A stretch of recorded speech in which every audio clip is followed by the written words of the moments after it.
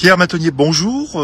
C'est entouré de nombreux de vos élus et de partenaires économiques et touristiques que vous avez ouvert hier officiellement le chantier de démolition de la friche Engie. Vous avez à plusieurs reprises évoqué le caractère exceptionnel du site pour l'avenir d'Aurillac.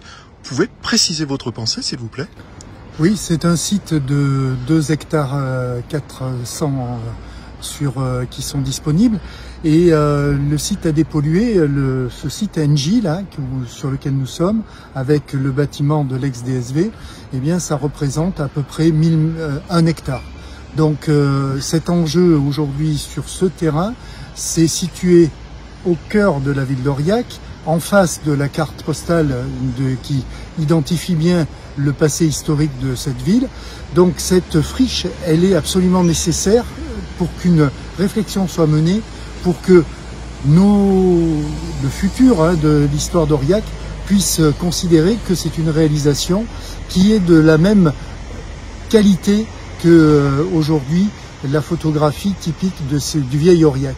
Donc aujourd'hui, c'est un sujet important à la fois pour notre équipe municipale, certainement pour les équipes municipales à venir, parce que eh bien, il va falloir construire sur cette friche, encore une fois, 2 hectares 4 qui demandent qu'à être améliorés, construits, reconstruits et réfléchis pour que la ville de demain soit une ville vivable.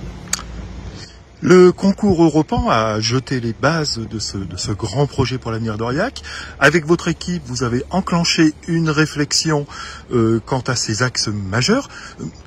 Où en est la réflexion à ce jour et que reste-t-il à déterminer? Alors la réflexion aujourd'hui, il y a 4 axes qui ont été définis, puisque les axes, c'est l'idée selon laquelle eh bien, certains services doivent se trouver sur ce site.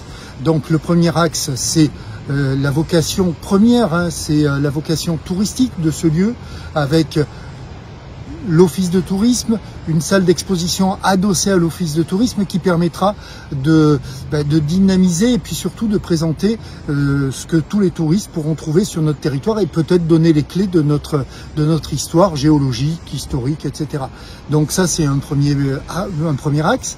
Le deuxième axe, eh bien, comme vous le voyez sur le site, on a un point de vue extraordinaire sur la ville d'Aurillac et c'est l'axe habitat qui devra et qui, à mon avis, va intéresser des promoteurs parce que je pense que c'est un très bel emplacement, peut-être le plus bel emplacement d'Aurillac, en tout cas pour donner sur le cœur historique.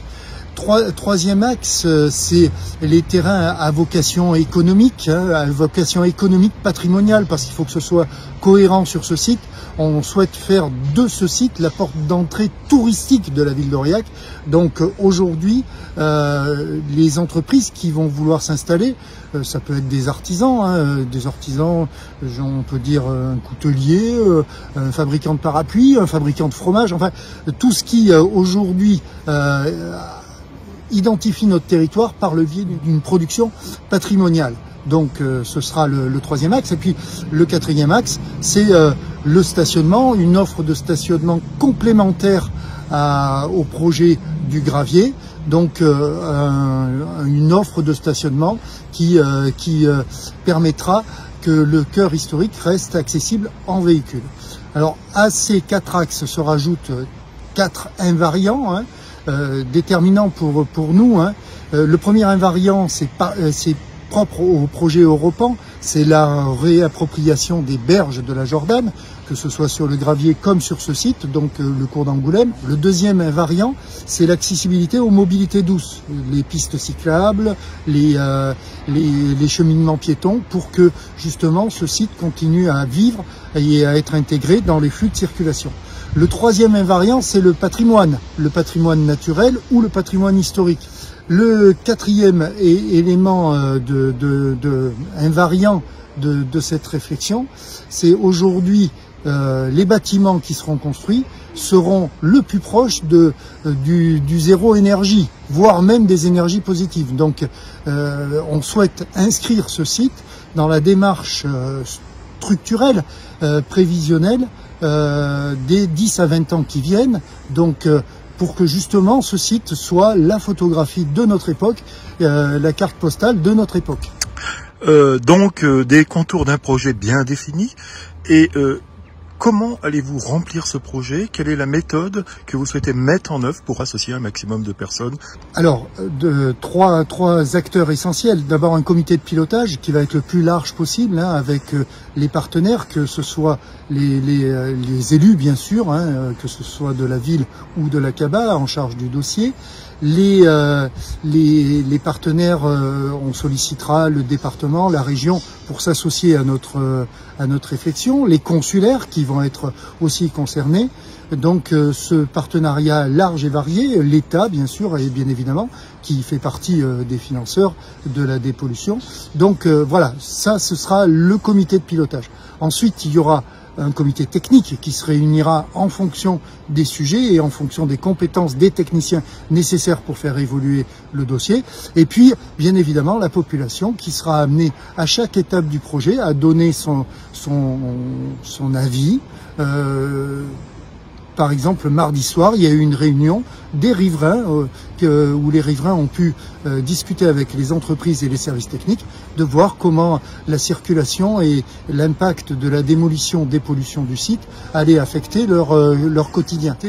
C'est un chantier, on va dire, à peu près de 6 millions d'euros hors taxes qui est compte tenu aujourd'hui de l'ouverture des prix, c'est le scénario réaliste. Cela n'aurait pas été possible si nous n'avions pas eu le financement d'Engie, le premier financeur, qui a versé 2,8 millions dans cette opération. L'État, avec le fonds Friche, qui verse à peu près 1,2 million, et l'ADEME qui verse 1,5 million dans la participation. 1,5 million d'euros. Donc vous voyez, c'est un dossier bien financé et qui aujourd'hui nous permettra de reconstruire la ville sur la ville.